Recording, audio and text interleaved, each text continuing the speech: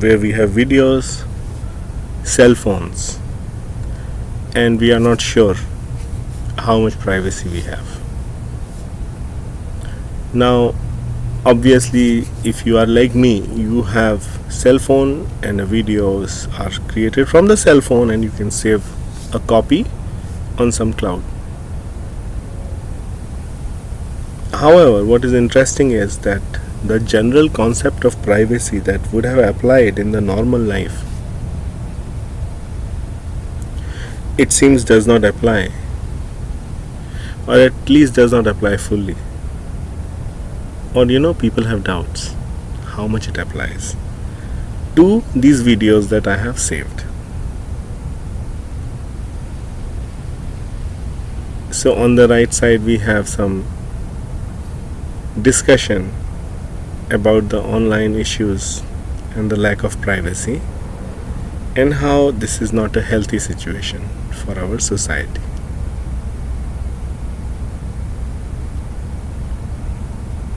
The social contract that we are living in today,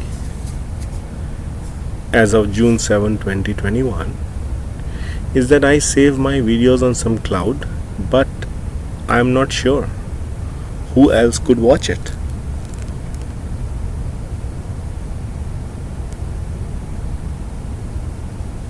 In that sense, this contract is broken. The companies that save my videos obviously do not have much interest in making it clear to me what exactly is private and what's not. And I am also very happy to say agreed in those agreements before you are permitted to use the software.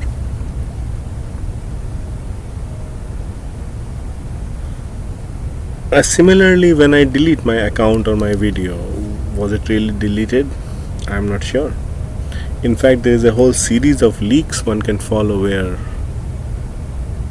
it becomes very plain that what was perceived by the user and what was being done at times have been at odds. Which is why I mentioned this poem by Mirza Ghalib, where the sense is that we know these promises cannot be kept, but we still love you, that's why we let them be. That is my position on the data privacy and some of the tech giants. That we do love them, we want them, but we know that what we are asking of them is beyond their pale. The question is, can we get total control over our own data? If privacy is indeed a human right, perhaps we should be allowed to do it. So I propose a new contract.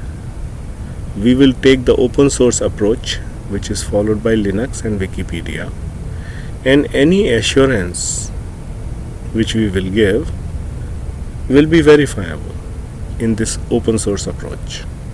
It will be open to review, and when faults will be found, as they invariably will be found, there will be security fixes, and the whole process will be transparent to anyone on the earth. And using this open source approach, we want to build this video recording app. This video recording app, which we are crowdfunding, is going to be open source, and it will provide the best level of privacy protection. And of course, we'll make sure that it doesn't need you to buy anything, because that's the new contract. And it doesn't and it can't sell your data by design. So we will design its data storage in a way just can't sell your data or anything about it.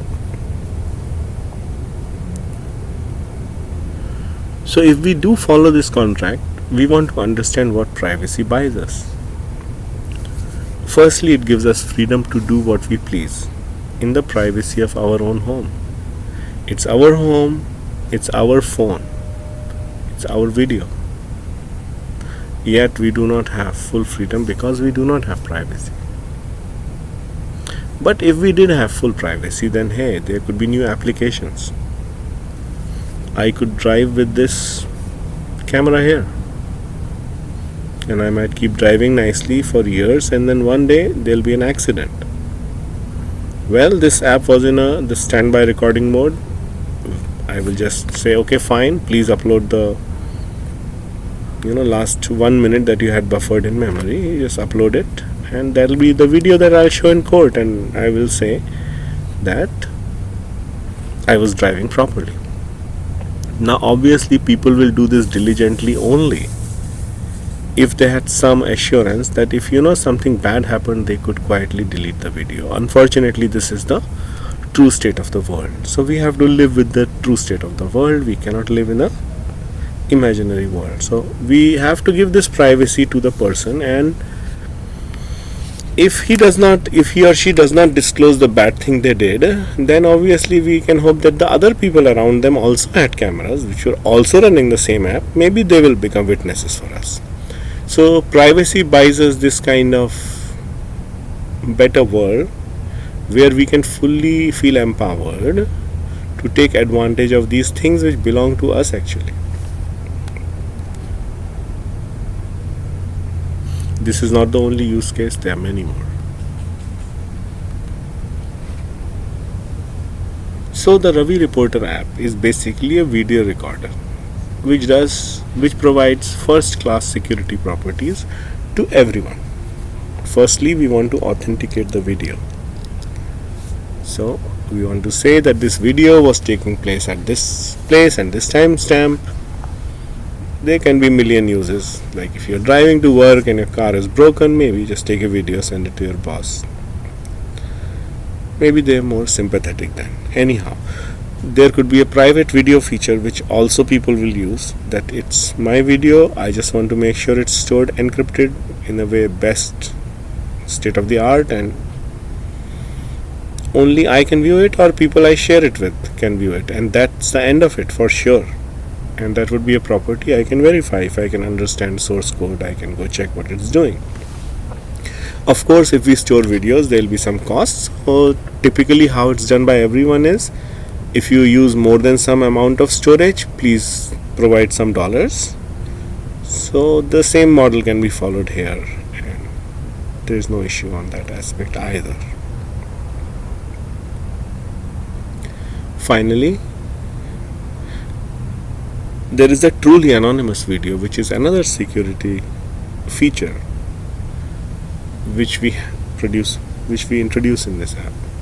So suppose you want to record a video, but the environment where you are recording a video is risky, so you don't want to get caught in the process of recording it.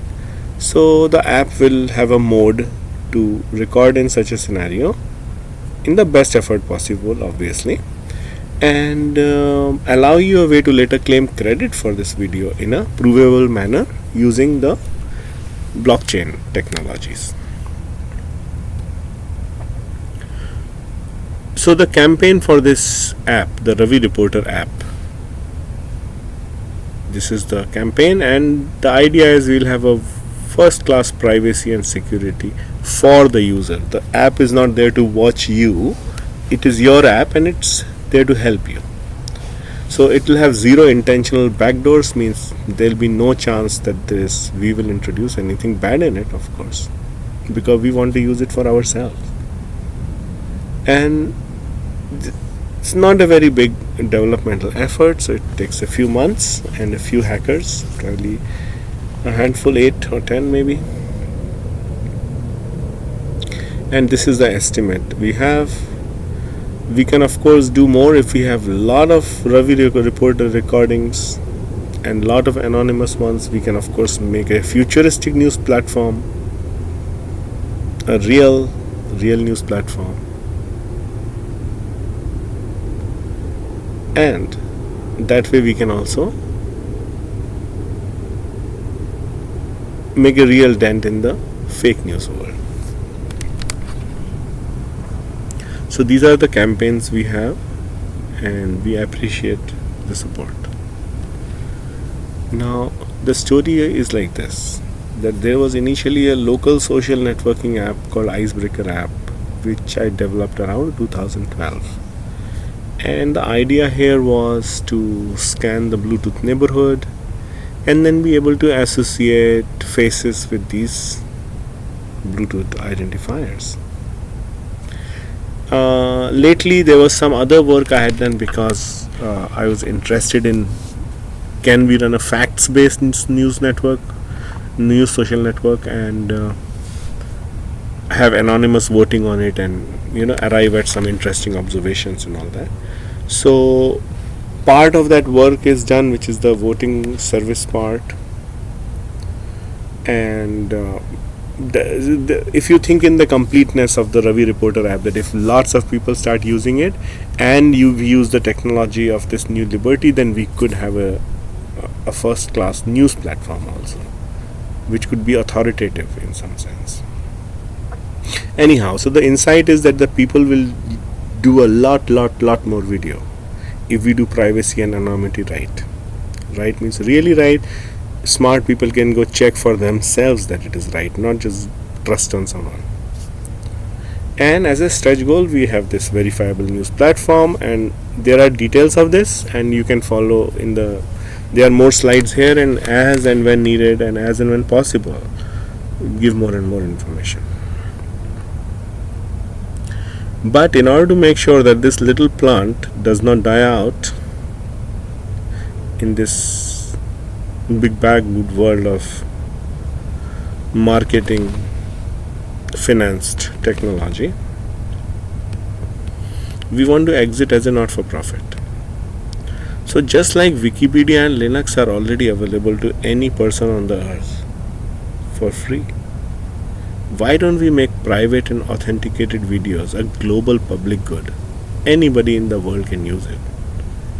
I want to know if my daughter, she sends a video from the party where she's going for the birthday party.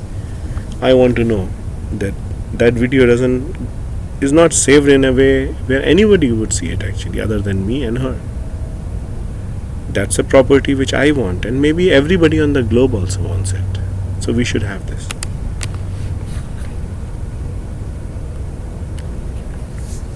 It is also very important to do this, not just as a private hobby or as a little family need. It seems the scenario we are heading towards is a very dangerous one, because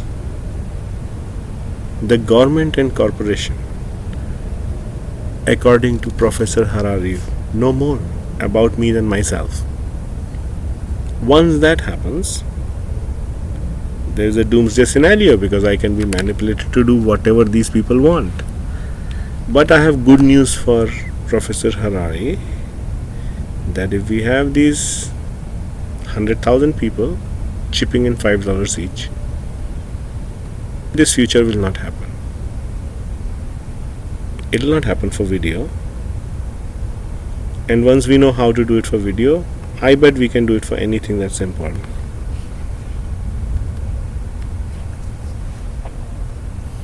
So I would like to thank everyone who invested and who will invest. And I want to assure that we understand sophisticated issues come out of this, because we give this huge power in the hands of the user. So many things come out of it. But we are not taking that negatively, and as far as I can tell, all of these issues check out in the sense that we understand them and we can solve them. So you should just, I think, consider supporting, even if you don't want to go into all the details, because those are of interest to people of knowledge in those specific areas. But there is a bigger generic help I need, if you can provide, that if you have public messages of support, or if you can translate it into a different language in your own voice, I will be very appreciative. And thank you very much.